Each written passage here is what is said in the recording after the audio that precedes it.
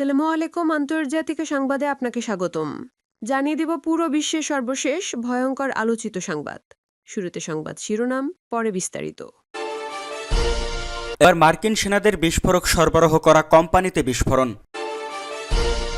আরও জানিয়ে দেব, সরে যাচ্ছে ইসরায়েলি বাহিনী, ঘরে ফিরছে ফিলিস্তিনিরা।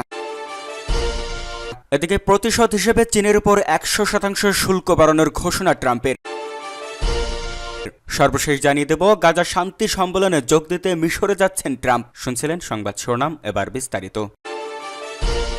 মার্কিন সেনাদের বিস্ফোরক সরবরাহ করা কোম্পানিতে বিস্ফোরণ।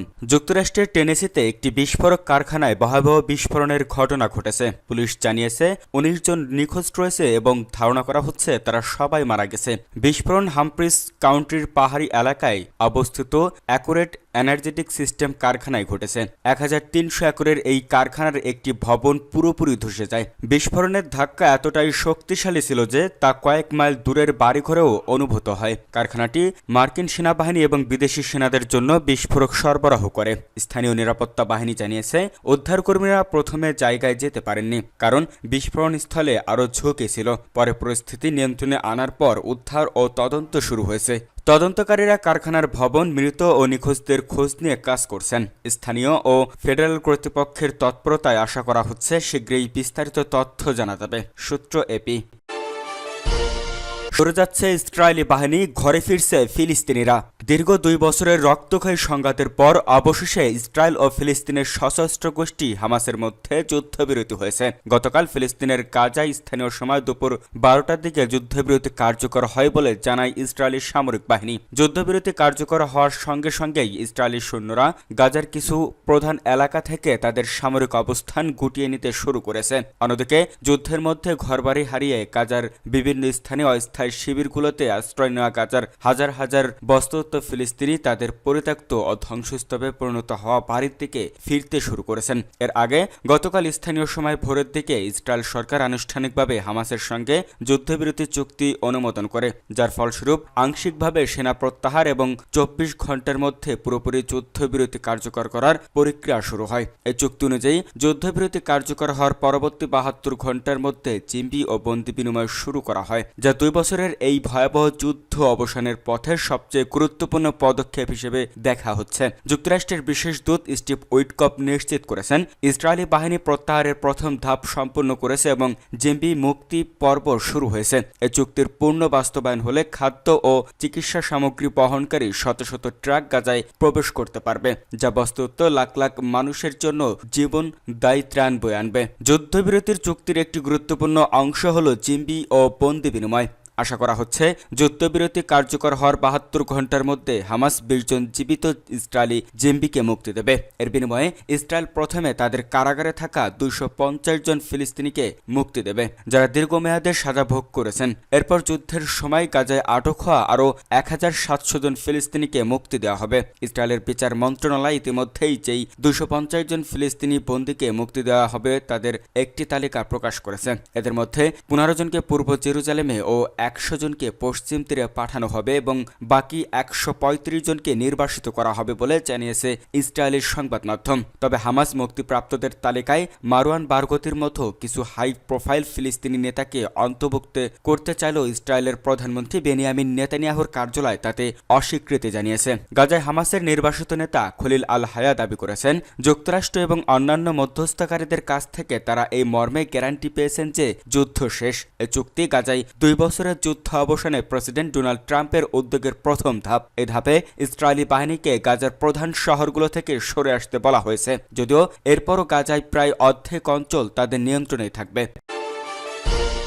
প্রতিশোধ হিসেবে চীনের উপর 100% শুল্ক বাড়ানোর ঘোষণা ট্রাম্পের। মার্কিন প্রেসিডেন্ট ডোনাল্ড ট্রাম্প বেজিংয়ের বিরুদ্ধে পুনরায় বাণিজ্য যুদ্ধ শুরু করেছেন। চীন তার গুরুত্বপূর্ণ খনিজ রপ্তানি সীমিত করায় প্রতিশোধ হিসেবে শুল্ক ব্যাপকভাবে বাড়ানোর ঘোষণা দিয়েছেন ট্রাম্প। সামাজিক মাধ্যম ট্রুথে এই ঘোষণা দেন তিনি। খবর রয়টার্সের। মার্কিন প্রেসিডেন্ট জানান চীন থেকে যুক্তরাষ্ট্রগামী রপ্তানির উপর 100% অতিরিক্ত শুল্ক আরোপ করা হবে এবং 1 নভেম্বরের মধ্যে সব ধরনের গুরুত্বপূর্ণ সফটওয়্যার এর উপর নতুন নতুন রপ্তানি নিয়ন্ত্রণ জারি করা হবে, যা বর্তমান শুল্ক ছাড়ের মেয়াদ শেষ হওয়ার 9 দিন আগে কার্যকর হবে। এছাড়া চীনা প্রেসিডেন্ট শি জিনপিংয়ের সঙ্গে বৈঠক বাতিলের হুমকিও দেন ট্রাম্প। তবে পরবর্তীতে জানান বৈঠকটি এখনো বাতিল হয়নি, কিন্তু তিনি জানান তাদের দুজনের মধ্যে আলোচনা হবে কিনা সেটি তিনি নিশ্চিত নয়। চীনের উপর বাড়তি 100% শুল্ক আরোপের হুমকি দেওয়ার পর মার্কিন পুঁজিবাজারে উল্লেখজনক দরপতন দেখা যাচ্ছে। গাড়ি, স্মার্টফোন এবং অন্য আরও কিছু পণ্য তৈরিতে বিরল খনিজ অন্যতম গুরুত্বপূর্ণ উৎপাদন।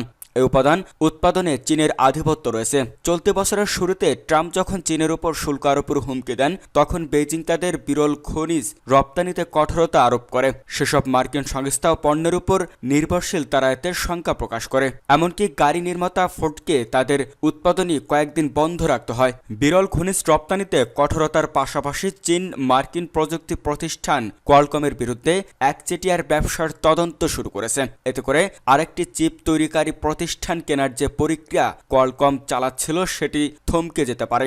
যদিও কোয়ালকম যুক্তরাষ্ট্রভিত্তিক প্রতিষ্ঠান, কিন্তু তাদের ব্যবসায় বড় একটি অংশ চীনে রয়েছে।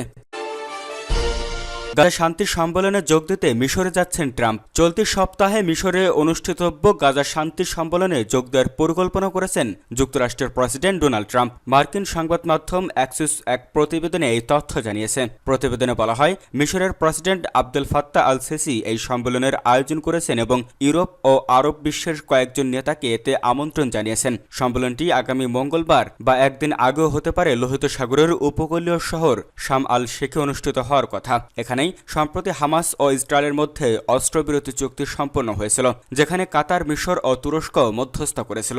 এ সম্মেলনে অংশ নেবেন জার্মানি, ফ্রান্স, যুক্তরাজ্য, ইতালি, সংযুক্ত আরব আমিরাত, কাতার, জর্ডান, তুরস্ক, সৌদি আরব, পাকিস্তান ও ইন্দোনেশিয়ার নেতারা বা পররাষ্ট্রমন্ত্রীরা। তবে ইসরায়েলের প্রধানমন্ত্রী বেনিয়ামিন নেতানিয়াহু এতে যোগ দেবেন না বলে জানিয়েছেন এক মার্কিন কর্মকর্তা। মার্কিন প্রশাসন নিশ্চিত করেছে যে ট্রাম্প ব্যক্তিগতভাবে সম্মেলনে অংশ নেবেন, যদিও হোয়াইট হাউস এই বিষয়ে আনুষ্ঠানিক কোনো মন্তব্য করেনি। অ্যাক্সিস জানায়, এই সম্মেলনের মূল লক্ষ্য ট্রাম্পের গাজা শান্তি পরিকল্পনা নিয়ে আন্তর্জাতিক সমর্থন তৈরি করা। বর্তমানে গাজার শাসন, নিরাপত্তা ও পুনর্গঠন ইস্যুতে হামাস ও ইসরায়েলের মধ্যে অমীমাংসা সমস্যা রয়ে গেছে। ট্রাম্প আগামী সোমবার সকালে ইসরায়েলে পৌঁছাবেন, যেখানে তিনি কেনেসে ভাষণ দেবেন এবং ইসরায়েলি বন্দীদের পরিবারের সঙ্গে সাক্ষাৎ করবেন। এরপর তিনি মিশরে গিয়ে প্রেসিডেন্ট সিসির সঙ্গে বৈঠক করবেন এবং তার শান্তি পরিকল্পনার প্রথম ধাপের স্বাক্ষর অনুষ্ঠানে অংশ নেবেন।